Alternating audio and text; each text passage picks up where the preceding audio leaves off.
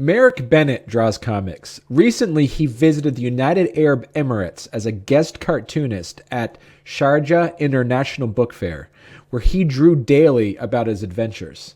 We sat down with him and discussed the process of consolidating his sketchbook into a graphic novel about art, education, immigration, religion, and cartoon animals at the biggest book fair in the Arab world. Check this out.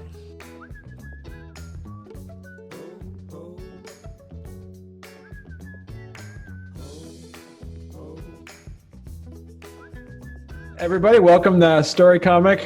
Storycomic presents episode 5, and we have with us in the studio. Well, we're looking at the background. You looks like you're in some pretty major city out there, Marek, huh? Oh yeah, this is actually I'm live from the cover photo of my book. I'm actually here in my. If I turn this background off, I'm here in my office. But I don't know. The other one that looks fake. Yeah. I think that's the one that looks real. Yeah. Oh, that's right. I forgot. Yeah, the office is a fake background. I'm standing hip deep in water in Khalid Lagoon here in Sharjah. So we have Marek Bennett, who's as we say is an cartoonist, educator, musician, and he is at this moment, which is at this recording, a live Kickstarter. And do you want us to tell a little bit about the background of this Kickstarter that you have? It's been out it's called a Quick Starter, which means it's only live for 20 days? About 3 weeks, yeah, 20 days. Well, it's always interesting to hear other people describe it because I've spent a couple months kind of living with this project and tinkering with it and getting it ready. And now it's always fascinating to hear somebody say, here's what I think it is. Here's what I saw. It's a couple months ago, I had the opportunity to travel to this backdrop, the actual place of Sharjah in United Arab Emirates, and draw as a guest cartoonist at the Sharjah International Book Fair. And I thought, well, while I'm there, I'll bring a sketchbook and I'll just draw whatever happens. And I always think of these projects as little projects. I'll make a little zine when I get back. The week after I get back, I'll put together a little zine, and it always turns into something more than that. So it was such an adventure, and I met so many people that I just drew every day, filled the sketchbook with sketches and drawings. And my drawings are more, I tell stories in comics. I don't just draw a picture, I'll draw little panels. So it turned into, it's a graphic novel. It's about 150 pages.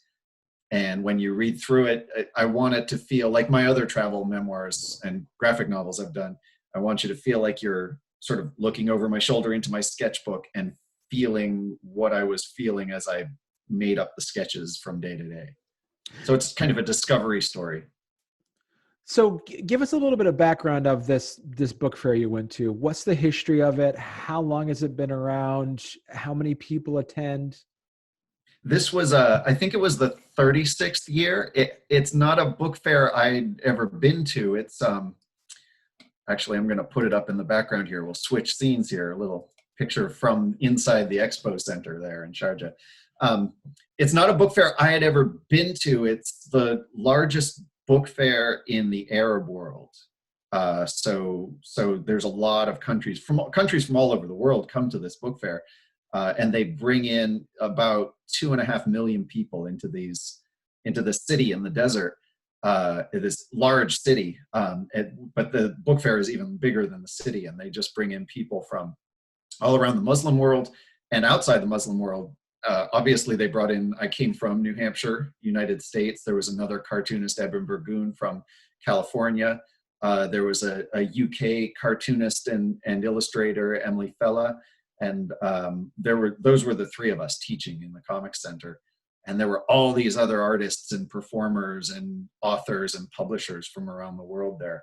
And I'd never been to an event quite like that. So I didn't know what to expect at all, but I knew it was going to be a really amazing, mind-expanding, brain-opening experience.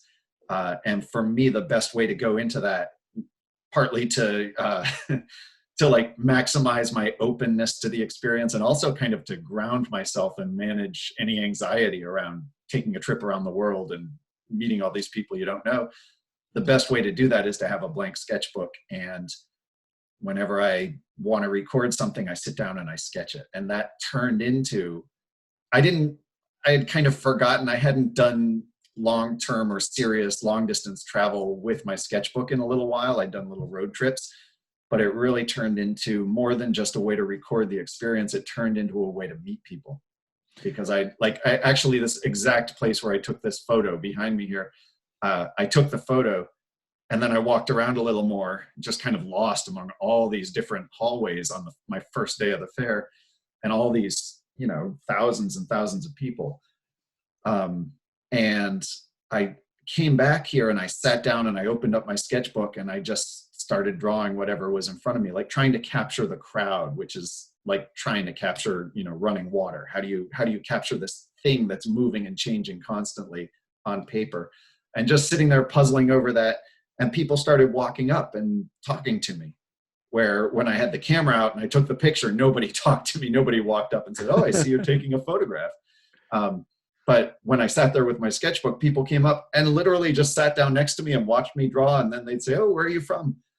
And I realized the act of drawing was itself this little seed that could start could grow these relationships with people. And that was outside of the teaching itself, where we were teaching in the classroom.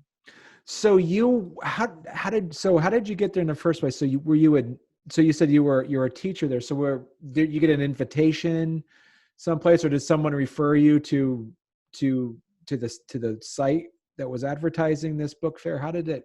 Yeah, that's in some of the first pages of the book. I go into that. I show step by step, panel by panel, kind of my process of getting used to this idea. I got an email invitation from the book fair saying, "Well, what would you do if you came out here?" So I sent them a list of workshop ideas, and then they said, "Well, would you like to do that? Would you like to come out to the book fair?" And my first reaction, like I say in the book, like I draw in the book, my first reaction was sort of like, "Is this one of those internet scam things?" And then I realized, no, they're not. They wouldn't go after indie cartoonists, to try to get my backlog of drawn pictures in folders somewhere. So I realized, oh yeah, this is serious. It looks like a really cool fair, which of course it was. And then my next hurdle was like, I don't know. I'm trying not to travel long distance. I don't like the idea of traveling by planes and its effect on the environment. And then I realized, and I've been thinking about this the past couple of weeks, I realized this isn't always going to be an option. We're not always going to be able to do this stuff, whether it's, the oil not being there or something else that prevents international travel. And I'm so glad I did. I feel like this was like a little window that opened up and I got a chance to see this part of the world I'd never been to before. And having my blank sketchbook gave me a way to just be deeply in it and record it and try to understand it and come away with something that I could then share with other people. Yeah. So I decided, I'm going to do that. I'm going to go for it and take this trip. So let me ask you. So looking through the book, and to let everybody, it is live on Kickstarter now. And did you plan on putting this book together and then making this before you left? Or was this something that you decided while you were there or after you came back when you had that full sketchbook journal in your hands? Well, like I said, I thought it would be like a little zine, and I didn't know what it would be like. I thought maybe it's an 8-page mini comic that I send around. I do a Patreon and I'll just mail it out to my Patreon subscribers, my patrons. Or maybe it'll be a 24-page zine, or all right, maybe it'll be a 48-page zine or something. But once I got there and I started drawing, like what you see as you flip through the book is kind of this growing awareness that there's more than just travel sketches to happen here, that it's not just a matter of sitting on a street corner and drawing an interesting building, then turning the page and going on and drawing another building. It is actually, if I can show you, let me switch off this background and I'll show you a couple pages from the sketchbook itself. So we'll go back to this nice green screen of a shady, dark artist studio here. we'll switch to another camera. See if this works. Ah, there it is. All right. All right. So this is the sketchbook that I took along. It's just a hardcover black sketchbook. And literally, I wrote my class schedule in one side so I could try not to get too lost. And the day before I left, I thought, okay, I need to know where I'm going and what's there. So I sat down with an atlas and I drew out like the basic layout of the Persian Gulf. So we're seeing, okay. So we're looking at, it looks, it's a map drawn in your style of the. Yeah. So you're looking, so on this page, it's a 2-page spread, and I drew the plane with the plane's flight path in later after I was on the plane, and I realized where we passed right over Turkey and Iraq and came in across the Persian Gulf. And then Dubai is here along the middle of the coast of the United Arab Emirates, and Sharjah is right next to it. So we flew into Dubai. So I just wanted this map to sort of show the path. And then I have that. That's, in the book. It's a document from the trip. And then the next page, this page I drew on the plane, these 2 pages. It's a picture of me and my niece and nephew 2 days before Halloween, cleaning my garden and picking up all the bean poles and gathering acorns. And of course, they're wearing Halloween costumes. And this was just after sitting on the plane for like 12 hours straight trying to sleep. I realized I couldn't sleep and I had to draw something. So I just drew what had happened. It's a diary picture from the day before. And it seemed important to me because I just sat and drew it. I didn't know, I was in that point in a trip where you're like, why am I doing this crazy trip? And okay, I'll just ground myself. I'll draw something that I want to remember, that I miss my family already and I want to remember them. And after sitting for 12 hours straight on this plane, not talking to anybody on either side of me because we're all trying to sleep, it's an overnight flight, I drew this picture, and the woman next to me turned to me and said, oh, so are you an illustrator? And we struck up a conversation. And that was like my first reminder that just doing art in public it's an invitation to people to be human to each other and not just ignore each other. I think we weren't trying to ignore each other, but on planes, when you're just like, oh, that person doesn't want me to bother them, and I won't bother them, they won't bother me. But the act of drawing kind of opened up a conversation, and we spent the last hour of the flight just talking about our lives and getting to know each other, which was really great.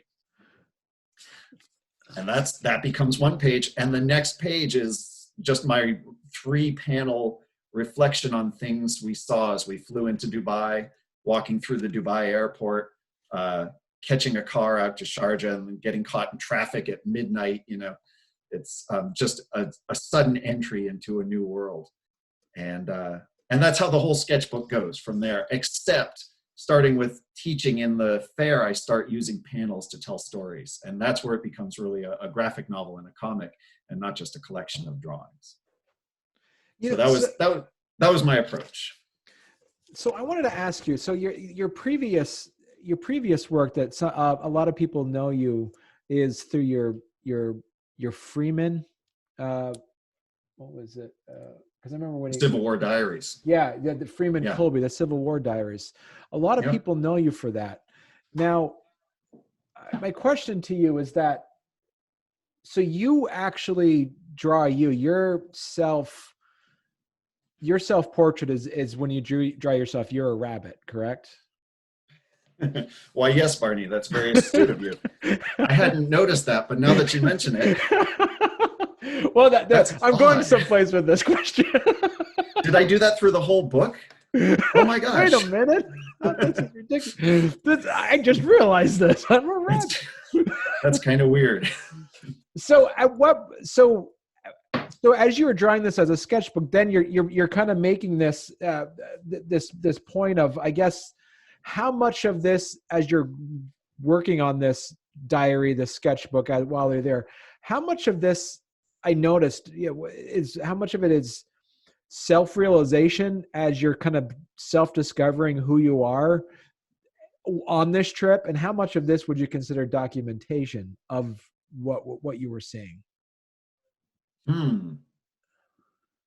Yeah, it's a mix of both. I think there's an element to cartooning where you need to have some of the variables decided. Like I knew I was a rabbit when I started the sketchbook, because I've been a rabbit ever since I drew the Slovakia book about 7 years ago. And there's a whole reason to that, and a story to that.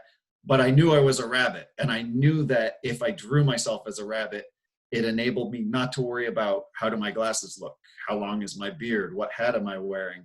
No, I'm just a rabbit, and I can forget all the superficialities of who I am and how I look, which has pros and cons, right? As a double-edged sword. But right. And when I meet other people, I turn them into animals too, or I draw them as animals.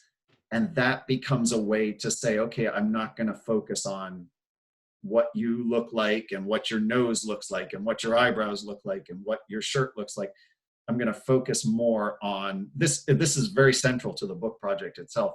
I'm going to focus more on who are you? What is your spirit? What do you want to be as an animal? I didn't even ask you this beforehand, Barney. When I draw a diary comic of this, what kind of animal would you want to be? I draw myself as a lion just because I'm a Leo, but of course, right? Bearded blonde guys and lions. It's interesting how that works out. Yeah. So we get into this discussion later in the sketchbook, and the sketchbook's a little messy, and I cleaned it up and made it work for the book.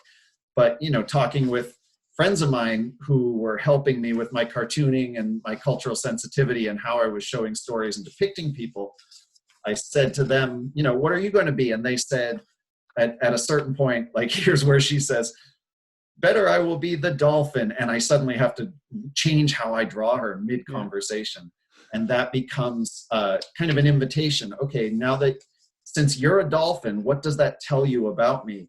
And we start talking about it. Let's see, a dolphin is, so I'm paging through the book here, and I've started drawing her like a dolphin, which of course the veil and the headscarf have to cover the dorsal fin on a dolphin, right? That's one of the issues for Muslim dolphins when you're cartooning, to be sensitive to people's expectations of how they're dressed. Dolphin is intelligent, helpful, always swimming alongside, very playful too. And she and her friends and I were naming all these qualities of dolphins, and we're looking at each other realizing, oh my gosh, that's what she was doing in the group. She was facilitating conversation. She had come up to me in the guest lounge and said, oh, where are you from? And started this conversation. And she and her friends were helping me with my Arabic and helping me kind of feel comfortable in the fair. They were swimming alongside me. They were helping me out. And this animal that she had assumed without meaning to had all these secrets locked into it. And then her friend says, what about me? I am Cat. And we get into that. What does that tell you about who she is and how she is in the fair there? And I realized through these conversations that, oh, it's not just a little cartoony gimmick that I draw myself as a rabbit. They turn around and start reading me as a rabbit and start telling me things about myself as an artist and as a teacher and as a person and as a stranger coming to this community that I didn't even realize I was doing. But they could tell because I'm a rabbit in my comics, and that fits with my character. It reminds, so looking at the book, it was, and I actually made an annotation about it. It was page 52 in the book.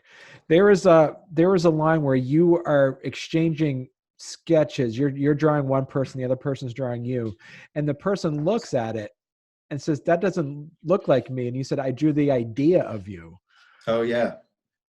And that spoke to me, because that was interesting. So where did that come from? Where's the origin of that idea of you drawing the idea of people and not actually drawing what people actually look like? Well, that's where I'm careful to use cartooning for this sort of thing, because I like to distinguish between drawing and cartooning, especially like today. I just started a residency in an elementary school near here, and I'm in an art classroom. And in an art classroom, normally we're taught there's all these sort of standard rules to formal art education, like fill the page, add more details, develop your idea, and spend time with the idea. And that's drawing skills, like observational drawing skills and drawing still life. And that's what I'm doing maybe when I draw my friend here who's having this conversation in this little drawing session with me, I'm looking at him just as he's looking at me, and we're drawing each other carefully. So there, I wasn't sure if it would be offensive to draw him as an animal. This was early on in the book. Mm. So I thought, okay, I'm getting to know this guy. I'm going to draw him as a person. And that's one of the only places I drew a human in the whole book. And he drew me as a human. And the whole conversation was, and this was a very typical conversation. First, he said, can you teach me how to draw? I never draw. And then we draw for a couple minutes, and he looks up from his paper and he says, you know, I used to draw all the time as a kid. And that's so key to this skill of cartooning. Like, we're all born artists. We're all born cartoonists. And we just stop. A lot of us stop at some point along the way. We kind of lose permission, or we don't give ourselves permission. But cartooning is that skill of storytelling and capturing an idea that is not, I mean, there can be a technique and a craft to it.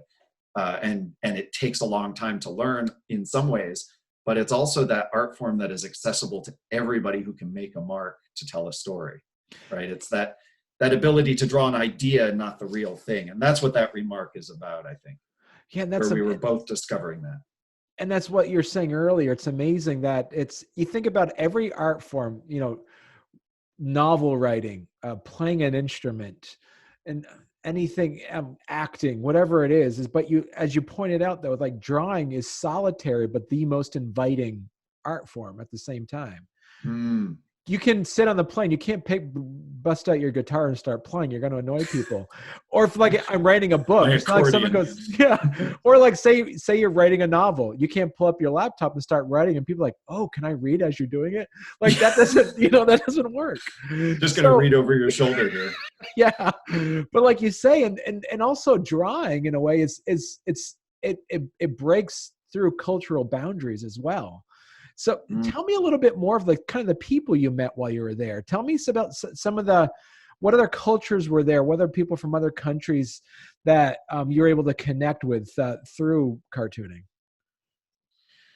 Well, there's a lot of different people. What I tried to do in the sketchbook is capture some conversations that represented all the daily conversations and meetings we were having, rather than like documenting exhaustively an inventory, just picking the things that stood out. So like this image, this moment, this 4-page moment of having a conversation about cartooning and drawing, that becomes a little piece in the whole story. Another example, like this scene here, where we went outside the classroom in the hall, where they had about 100 schools a day visiting this fair, which must have been over 10,000 students a day. Coming through this one hall 7, where we were, which is sort of the children's hall.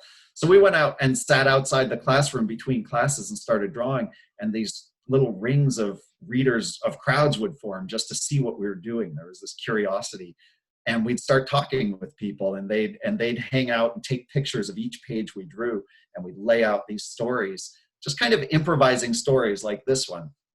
And I decided early on I'd draw wordless stories. A lot of people spoke English, but I thought, well, if we draw wordless stories, it's more inviting to people. And I found we'd have these conversations about them as people read them, which was giving me good feedback about how they were reading comics. But this one, actually, I was just reading this one in my school today, where I just started out. I like to live draw improvised stories where I don't know where the story is going to go. And we're making it up as a group. We're making it up together through feedback from the readers. So, Rabbit finds a book here because, hey, it's a book fair and there's literacy messages all over the place, and opens the book and is surprised. And what does that mean to you when you see that happen? So it looks like I'm looking at a picture of, your caricature of the brain popping out of the reading a book and seeing kind of like your brain popping out, which looks like it's full of an idea or imagination. It kind of sparks an idea of inspiration. It looks like. Awesome. Yeah. I like to hear the reader's description of it, because then you kind of learn through the reader's eyes what they're seeing. Yeah, there's sparks, there's inspiration. There's a little heart, which is actually, I think it's broken, or it has a face on it. I forget. Oh no, it's a healthy heart. but the heart comes out with the brain sprouts wings, rabbit hugs the book, and so on. And we're just kind of playing with that idea. I'm focusing on that because if I go back a few pages and show the very first class where my first group of students comes in, and it's a girls' school from India. And I'm like, okay, let's see what happens here. I have no idea what's going to happen. Fortunately, they all spoke English. These kids were amazing. They all were practicing their English. And they came in and started drawing. And this girl, Sumaya, the first thing she draws, I said, okay, we'll draw about books that changed our lives. And here's a comics format. And we'll just draw a little 4-panel story. She draws this amazing little story of reading The Secret Garden of all books. In her school in India. She reads this and she drew her brain hopping out of her head and her parents smiling in the background there. This is my version, my memory of her artwork, because she took her artwork home. And I draw myself reading her page back to her, and my brain's popping out of my head, and I'm saying, oh, I know that feeling, because it made so much sense. I realized the motto of the book fair was open books, open minds in Arabic here. And she had just come in and come up with that idea on her own. Like, that's how my head felt when I read this book. And I took that and I said, Sumaya, I'm going to use that because I recognize that feeling. I want to use that in my comics. And she was just so tickled by that idea that she could come in as like a 3rd or 4th grader and teach a professional cartoonist this idea that she had about books. And then I, went out in the hall a couple days later, and when I drew it's a few pages later, when I drew my rabbit reading a book story, it would happen to be Dia de los Muertos, so it becomes sort of a rabbit skull story. But rabbit reading a book, I used that idea, and that kind of showed, I feel like the artwork in that way, if we're really looking at each other's drawings, then we're not just talking about them. They're actually seeing each other's artwork changes how we're seeing the world and how we're representing the world in the next drawing we make. So I think the relationships between all these people gathered around us reading our artwork, I think the artwork's having an effect on them and how they see the world. Otherwise, they wouldn't have hung out for an hour gathered around us watching us draw this stuff. They were into it. And then they see in the artwork that the way they're telling stories is also reflected in our artwork. And it's not just, I'm not just signing books, or I'm not just coming in and saying, here's how to draw Freeman Colby Civil War stories, but I'm coming in and then absorbing ideas from them and then showing them in my artwork again. And it's that back and forth. I think that's how the sketchbook, to me, documents the relationships and the growth that we were all experiencing through these classes. Or at least to me, on my side. Right. So how was it? So how many classes were happening at the same time? And was it all cartooning, or was there different types of genres of work? Was there like short story people there? Were there authors as well, or? We had this Volume 1 Comics Center that was like a little 3-walled classroom built on the side of Hall 7. So this drawing from my sketchbook is literally 10 minutes before the first class. That nervous feeling before you meet your students for the first time and you're not sure if they speak English or where they're from. I was like, okay, feeling kind of nervous. I think I'll sit down and just draw this classroom. So it's a quick sketch in the moment. And this shows you, I think you can hopefully see in the background, this huge hangar of Hall 7 stretching off into the distance. That's full of booksellers and aisles and tables and kiosks and performance spaces, and actually a couple performance spaces and a couple radio stations and TV stations from somewhere in India. I have no idea where. And there's a Krispy Kreme donuts in the distance and a bunch of other different things, because that was the children's hall. So there were a lot of children's publishers there. So that's going on all day long from about 9 in the morning till about 9 or 10 at night or later. And we would have classes. I did 2 classes a day. So I did a morning class and an afternoon class. The morning class was for school groups. The afternoon class was for families and other groups that came in. And then in between that, I had my daily schedule drawn out somewhere here in the sketchbook. In between that, we could go back to the hotel if we wanted, but I found it much more exciting to, it's somewhere in here. I found it much more exciting to walk around in the book fair and maybe find some place to sit and draw and meet people. or do that thing where we'd sit out in the hall outside the classroom and just start drawing, and kids would show up and families would show up, and it would turn into this drawing festival mob scene. So a lot of times, some of these pages in here are actually 2-page spreads of student artwork and some of the posters that we drew. Like this one, this 2-page spread here. This is all drawn by whoever happened to come by the hallway table at the time. And we'd say, "Hi, we're cartoonists, we're drawing." And they'd say, "Can I draw?" Or we'd hand them a pen and say, "Here, what do you want to draw?" And then we'd just bounce ideas off each other and sit and talk for an hour and draw together. And we did these big mural drawings that I captured some of them and got them into the book alongside the stories and conversations. So for the comic book designers that might be listening or watching, give us a little bit of background on how you designed the book. How much, because I noticed some places are actually your handwriting, some of it's font placement that you have the font, and some of it is photographs that you draw inside of it, and some of them you actually sketch out landscaping. How did you decide on what, from that graphic design perspective, how did you decide what went where when it came to the organization of it and also just the design and layout of the book? Yeah, part of that comes from the time management of the project. Like if I'm having a conversation with you and we're getting to know each other, and it's like, "Oh, where do you live here? What do you do for a job? What do you think of this or that?" I'm probably not going to be drawing in my sketchbook because I can't draw to keep up with what you're saying. Right. You know, hold on, I have to draw your arm just right, and capture the gesture that you're doing. You know, I'm just paying attention and looking and recording that in my memory and trying to remember what's important here to this conversation. I'm probably not drawing then. If there's a pause where have some time between classes and I don't have anyone to talk to and I'm wandering around the strange rabbit in a huge expo center, I might sit down and draw something like here, sitting at the back of the classroom and drawing. I was looking up through the windows, and Eben Burgoon here is teaching his fairy tale comics class. And I looked up through the wall. The whole wall of the expo center was this big glass wall here. And the setting sun was illuminating this giant 40-story tall skyscraper, and a plane was flying by. And I realized, oh my gosh, this is a fairy tale setting. You know, I'm just used to skyscrapers, so I don't see it that way.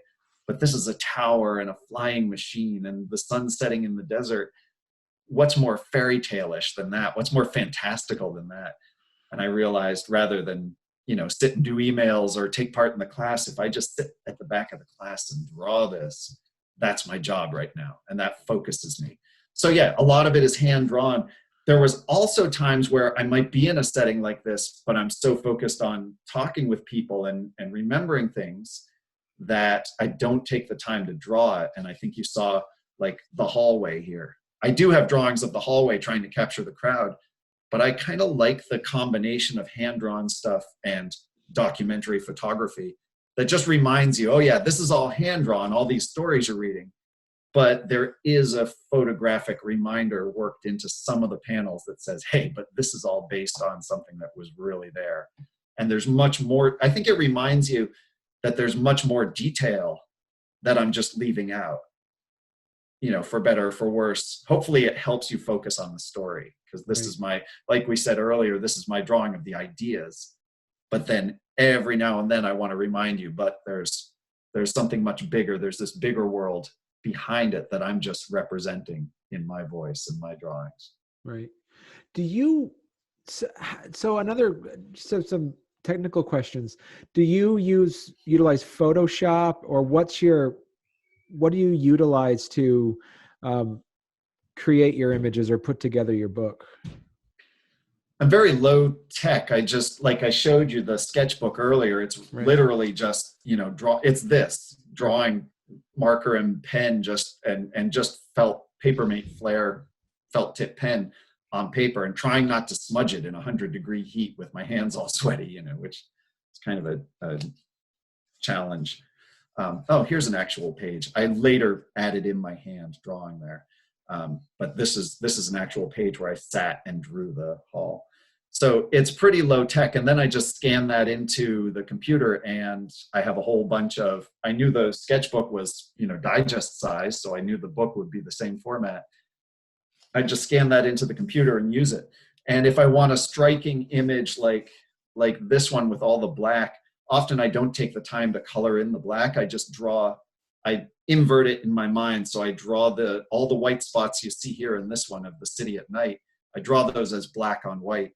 Then when I scan it into the computer, I invert that. So that saves a lot of time coloring wise. And you probably saw that in some of the pages of the sketchbook. One of the earliest pages of the sketchbook, I think you can see that really clearly. So it's all about saving time. Here's that page we just saw. Later on, I dropped a photo into the background of this. Here's that first page where I drew it like that. And I'm not going to take the 2 hours it would take to laboriously color in the black night sky, right? I'm just going to document the idea. And then when I scan it in, I'll go through and I'll invert it on the computer where I can just select those pixels and click it. And I've done that enough that I can pretty much plan out what's going to be light and dark and just invert it. The headlights of the highway I knew needed to be little double dots going into the distance. So then when I invert it, they appear as a highway of lights in darkness. Oh, that's awesome. So it's a little bit of a practice. You have to get used to thinking in inversion, but it saves you a lot of time. Because if I were to color that in, I would be sitting up, all night in my hotel room trying to color that. Do you use Photoshop to do that, or what programs do you use? I just use GIMP. I just downloaded the freeware. Okay. Because that's free, and it's a little I don't know, a little clunkier than Photoshop, I guess, or less streamlined, but it works fine for me. No, yeah, And there's it's a lot some really cheaper. yeah, there's I know Inkscape is another vector-based drawing program that some people use, which is free as well. So Yeah. yeah. I don't do vector-based much because it's so low tech and ink on papery. I just scan it at 600 dots per inch, get it as a grayscale, and then I just boost the contrast completely. So it's totally black and white, just a 1-bit image. So each pixel is either black or white. And if you zoom in on it, it looks really pixely. But when you print it out in the book, the ink itself at 600 dots per inch or more, the ink itself can't get any finer than that. So it smooths out the pixelation and it looks really crisp. Mm-hmm. If you do grayscales, it just won't print as crisp, which looks fine for a shadowy grayscale picture, but it just wouldn't look it would be hard to read. It would tire out your eye to have grayscale images there. So all these pages are pure black and white.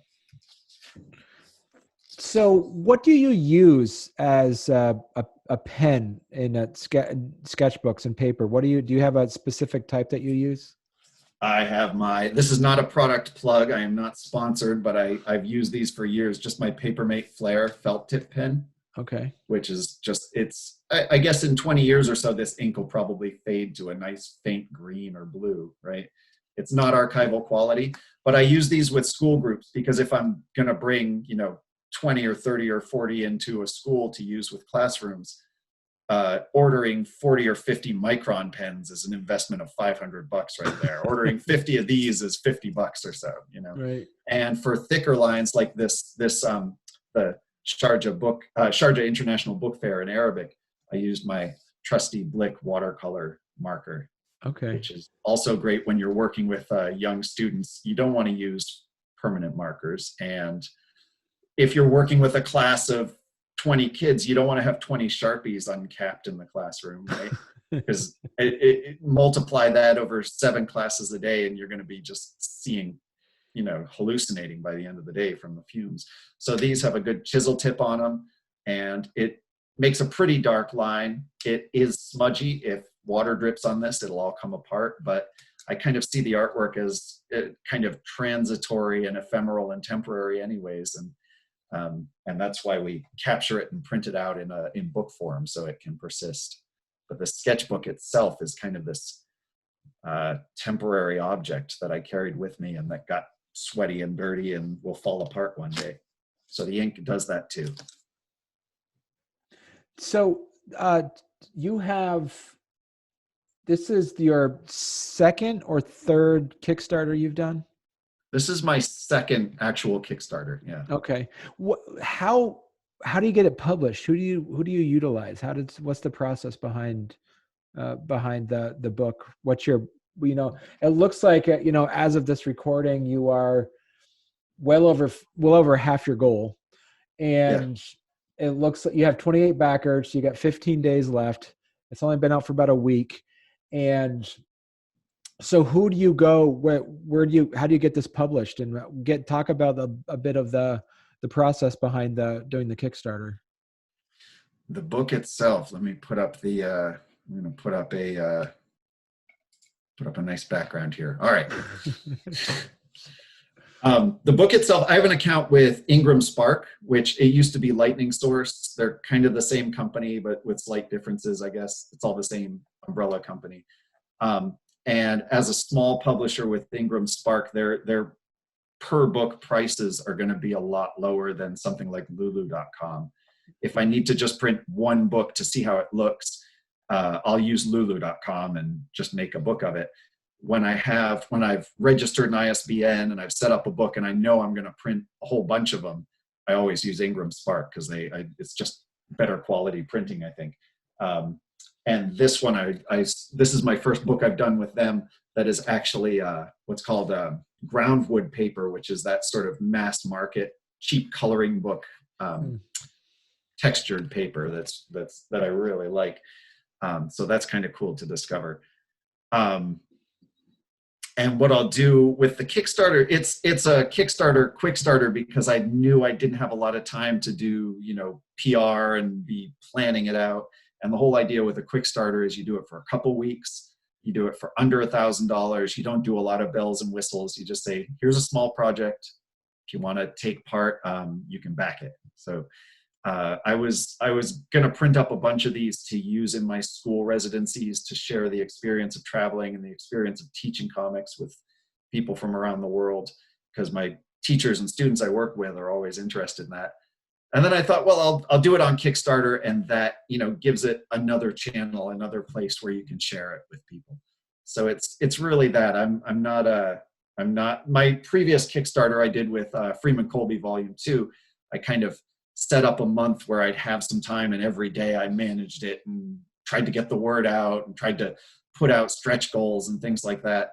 This is kind of different. This is like, okay, I'll put it out there and we'll see how it goes.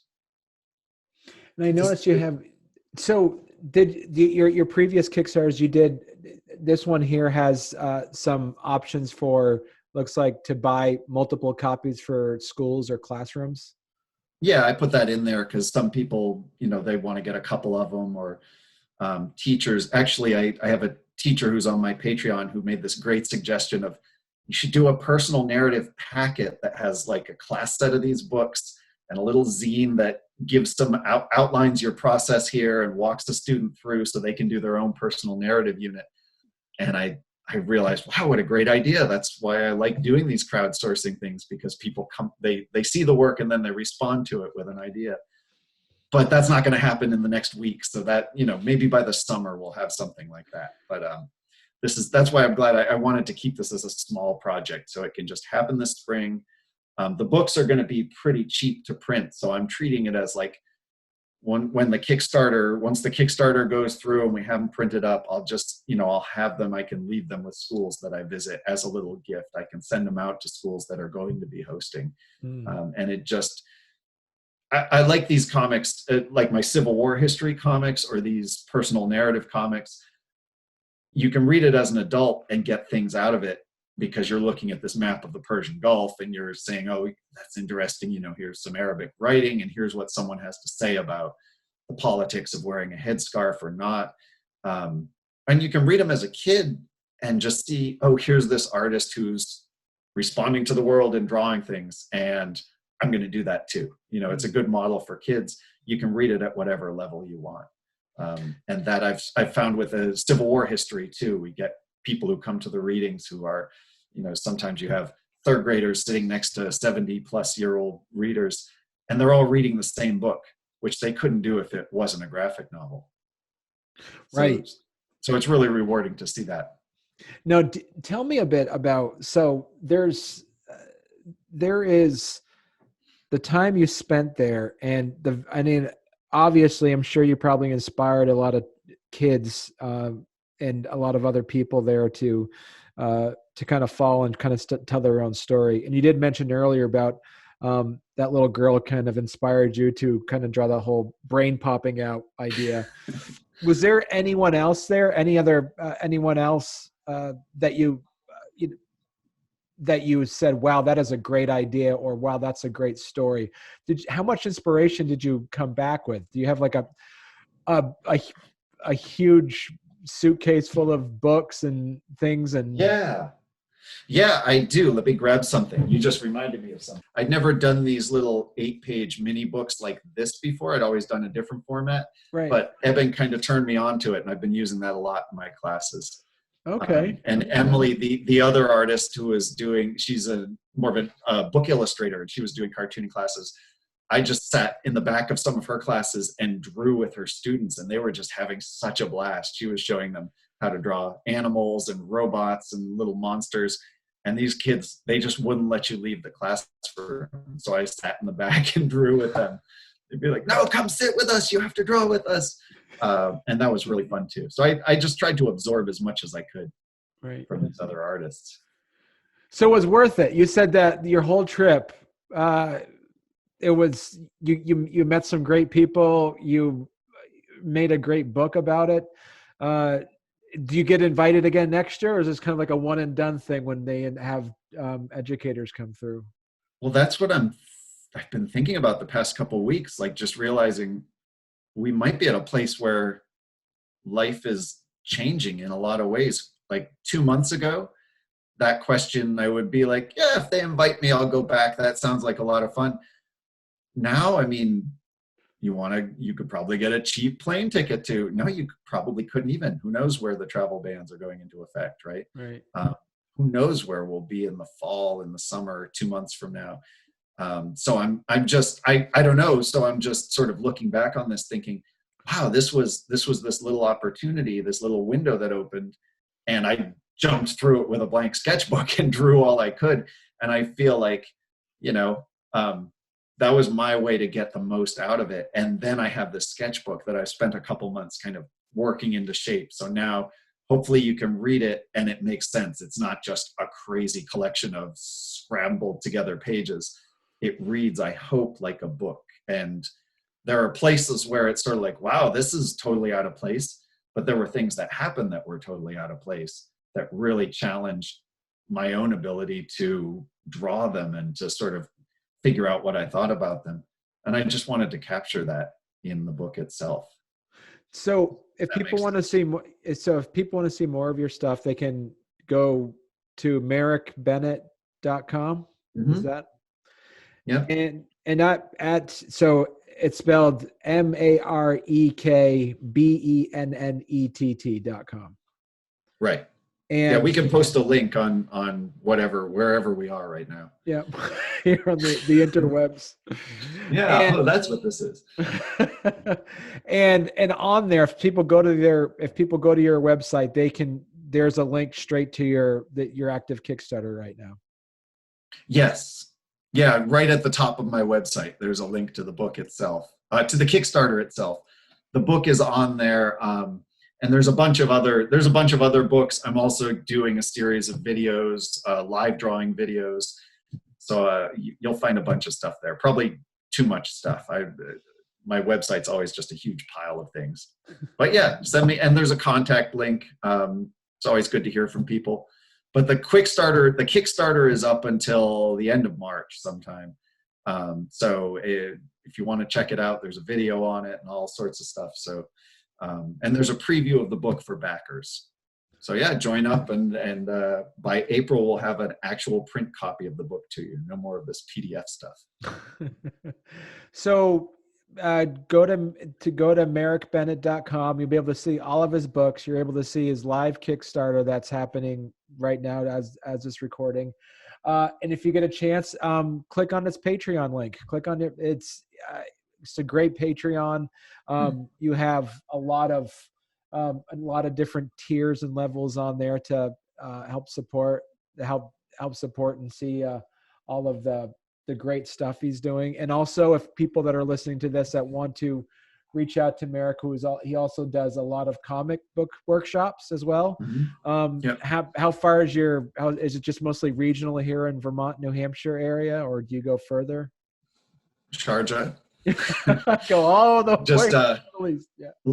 Last month I was out in Nevada at the National Cowboy Poetry Gathering, which was a nice juxtaposition with being in the United Arab Emirates and then coming back to New England for a little while and then zipping out to the Cowboy Poetry Gathering. And this summer I'll be all around New England doing different programs with libraries and well, who knows where we'll be in the summer? Who knows, right? I've got my schedule out there. I think I know, but they're not doing any more NBA games. This whole season is canceled, right? So things are a little unpredictable right now. But fortunately for us cartoonists, like we can always do our work. And fortunately, if we have these tools like Kickstarter and the YouTubes and all this stuff, we can always share our work. We can always network like you're doing here with these interviews. So yeah, just reach out, go to marekbennett.com and the Kickstarter and Patreon, and we'll be in touch. Right. Well, thank you very much, Marek. And please come by when you're launching another Kickstarter. We'd love to talk more about your projects. Well, thank you. Yeah, it's been a nice conversation. Thank you for having me. All right. Thank you very much. Good night, Internet. Good night, everybody. Wash your hands.